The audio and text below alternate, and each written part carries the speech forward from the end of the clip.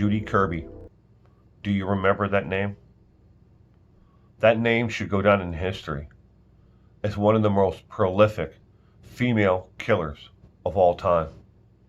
Her body count may not have been as high as some others, but the tragic events of that day, March 25th, 2000, will live in the hearts and minds of so many because her victims didn't all die there at the scene. Multiple victims' lives were changed forever that day. Judy Kirby decided that was going to be the day that she was going to end her life and end the lives of all of her children and their nephew in one tragic event. But she would take more lives than just herself and the other children with her that day. Countless people died of injuries that were caused from accidents later on, who suffered years and years of anguish, countless surgeries to try to put some sense of life back together, because what Judy Kirby decided to do on that day, March 25th, 2000. Kirby, with her 4 children in her 1989 Pontiac Firebird, entered Interstate 67 in Indiana on March 25th, 2000, going the wrong direction. Witnesses said Kirby appeared to make no attempt to stop, turn around after she ran several motorists off the road and into the ditch, causing multiple accidents. Other drivers scattered, stopped, fled for their cars as they saw this car speeding at them at over 100 miles an hour. Kirby's ran head-on eventually into a van driven by Thomas Reel of Martinsville. The impact of the two vehicles on the divided highway was horrific. Emergency workers and EMT workers and police departments and sheriff's officers who arrived on that scene later described having nightmares of the scene for years. Killed in Kirby's car were three of her children: Jacob, age 5, Joni, age 9, Jordan, age 12, and Kirby's nephew, Jeremy Young, age 10. In the van, those who were killed were Thomas Reel, age 40, died on impact, as did his son Bradley, age 13. His daughter Jessica, age 14, suffered for hours while they tried to excavate her from the car, but she succumbed to her injuries in the van. She suffered for almost 4 hours while they tried to get her out of the van from the twisted wreckage of the van. On April 14th, 2000, police arrested Judy Kirby and charged her with 7 counts of murder, 4 felony counts of child neglect causing serious bodily injury, and 1 count of aggravated battery. Family members of Kirby said that Kirby had been suffering from postpartum depression, particularly since the birth of her 5th child, before the incident.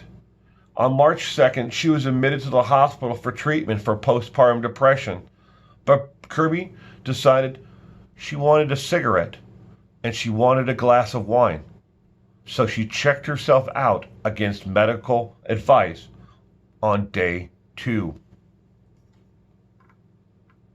On March 6, 2001, Morgan Superior Court Judge Jane Spencer Carney ruled that the prosecution would not be allowed to present evidence that Kirby may have been involved in interstate drug trafficking. But the evidence to prove that she had been involved in drug trafficking was a mountain. She had been under surveillance for close to 7 months prior to this incident. Judge Jane Spencer Carney did rule, though, that the prosecution may show evidence and present evidence of Kirby's hospitalization and her depression, along with books that she checked out and read at the local library and her internet searches. The jury selection process for Kirby's murder trial began March 16th in Dearborn County. The trial began April 23rd, with Morgan Superior Court Judge Jane Spencer Carney presiding. Jurors were taken to the site of the horrific crash that had occurred. During the trial, witnesses described the carnage they saw at the scene that day. Even rescue workers were stunned by the extent of damage to the vehicles that Kirby had run off the road and had caused. There were injuries for over 2.5 miles. An EMT worker who took the stand, who refused to use his name, but was later unsealed. We had injuries, broken legs, fractured ribs, bones, cuts, scrapes. We had 2 people who were knocked unconscious after their vehicle hit a drainage ditch and then a telephone pole. It was endless. For 2.5 miles, cars were on both sides of the freeway. One car had flipped and rolled 14 times in the ditch. Kirby just sat and looked and listened and smiled at one point as EMTs recounted the day that they had to come to clean up her mess. Kirby's ex-husband testified that she had told one of her sons that she was going to commit suicide prior to the day of this incident. Prosecutors told the jury that Kirby was suicidal over a failing relationship with her ex-boyfriend and her ex-husband's brother. Other witnesses testified that Kirby feared being arrested on drug dealing charges. Prosecutors also brought in medical experts who testified that Kirby's strange behavior before the crash would not have been a result of a thyroid disorder like the defense had put on, or postpartum depression. Postpartum depression is normally presents itself within the first 2 months after the birth of a child, not 5 months, almost 6 months afterwards. In the closing arguments on May 9th, defense attorney Tom Jones described who was misdiagnosed and improperly treated. He argued that Kirby loved her children and would never have intentionally harmed them. In his own summation, prosecutor Terry Iocca used a dramatic pause lasting 86 seconds to illustrate how much time it took Kirby had been to pull over after realizing she was going the wrong way on a 4-lane divided highway. The case went to jury, which deliberations lasted 10 hours. That evening and the next morning before coming to a verdict of the murder on all 7 counts. Investigators went through interviews with the family members and others encounters Judy Kirby on March 25, 2000, pieced together her activities leading up to the wreck on Interstate 67 that claimed 7 lives.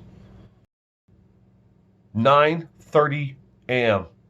Kirby decides to have a glass of wine and took some pain medication, then made obscene phone calls and angry phone calls to family members and to her ex-boyfriend. 11:30 a.m. Kirby, accompanied by nephew Jeremy Young, celebrate his 10th birthday. Leaves the Southside Indianapolis home for her sister's home in Acton to pick up the children, Joni Kirby 9, Jacob Kirby 5, and Jordan Kirby 12. 12 noon. Arrives at the home her sister Jeanette Scott. Leaves at about 2 p.m. with all 4 children. Scott follows as they drive to Toys R Us in Greenwood to buy a present for Jeremy's birthday. 2:30 p.m. Scott loses track of Kirby when Kirby stops in traffic on Southport Road. Scott turns around to go back thinking Kirby's car had trouble, but was unable to find her. 3 to 3:30 p.m. A man working in his yard on Ralston Road, west of Man Road, sees Kirby when he stops her car in front of his house. He reports that Kirby stared at him for a few minutes, then left. 3:30 p.m. to 4 p.m., two women see Kirby's car stop in traffic at a high school on Thompson Road. They approach her and ask her if there's a problem and loan Kirby a cell phone. Kirby drives off and returns about 2 minutes later with the phone. She leaves driving on High School Road toward Kentucky Avenue. 4 p.m. Kirby shows up at a baby shower in the clubhouse of Valley Brook Mobile Home Park on High School Road, just west of Kentucky Avenue. Kirby and the children enter the clubhouse where no one knows her. Witnesses say Kirby stated, "I need help." When asked what type of help, she replied, "I need a birthday party." People at the shower think Kirby might be looking for a gathering at the park's other clubhouse and give her directions to how to get to that clubhouse. She reiterates, "No, this looks like a baby shower, but I need this to be a birthday party right now." They politely ask her to leave. At 4:10 to 4:45, no reported sightings of Kirby happen, but Kirby is seen driving 21 miles to Martinsville. 4:45, Kirby arrives at Speedway gas station at the edge of Martinsville store. Security video shows Kirby and the four children entering the station, paying for $3 in gasoline and buying candy bars. An attendant reports that Kirby, who is sitting in the car for several minutes before going inside to pay, is unable to activate the gas pump, and he assists her. 4:55 p.m. Witnesses begin reporting a white car which entered the southbound lanes of State Highway 67 at the exit ramp at Pumpkinville Hill Road, driving the wrong way on the highway.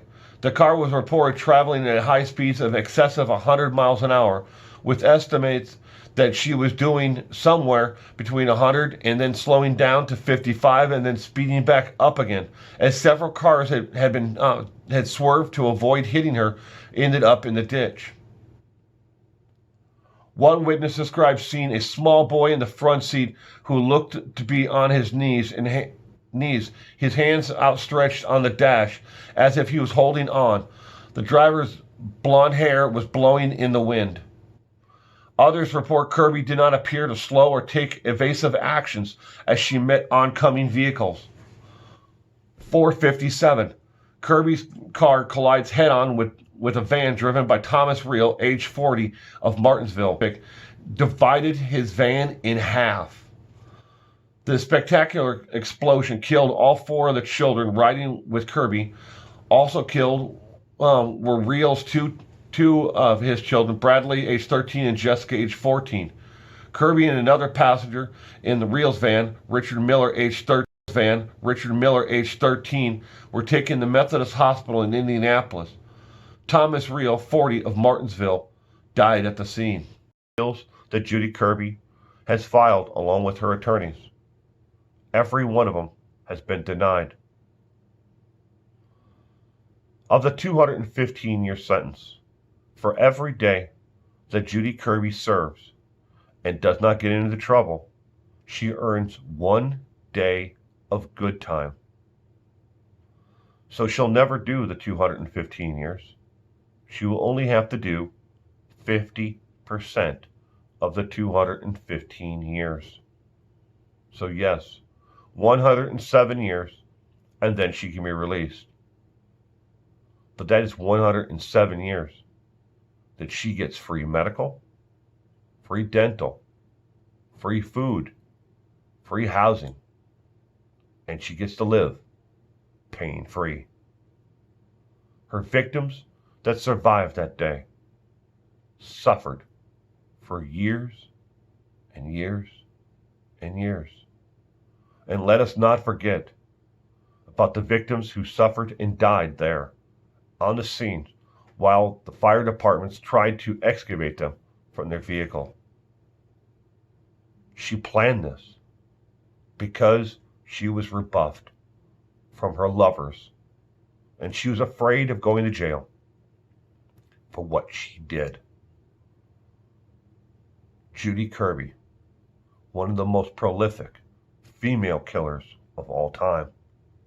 If you add up the total body count of all those who suffered that day, whose quality of life was cut short, it comes to 15. 15.